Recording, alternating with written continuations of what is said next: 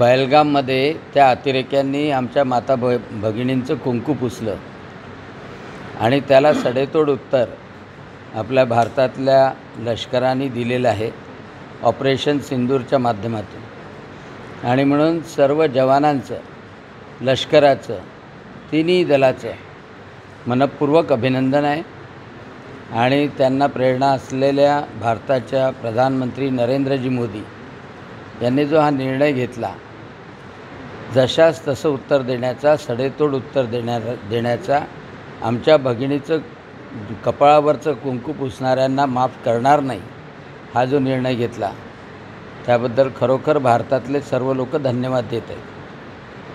म्हणजे आज जे मृत्यू पावले आपले भारतीय नागरिक, त्यांना त्यांच्या आत्म्याला निश्चितच शांती मिळेल। परंतु शेवटचा दहशतवादी संपवायचा हा जो प्रण प्रधानमंत्री महोदयांनी घेतलेला आहे आणि लष्कराने घेतलेला आहे, तो पूर्ण होईपर्यंत निश्चितच ही प्रक्रिया सुरू राहील असा विश्वास आहे।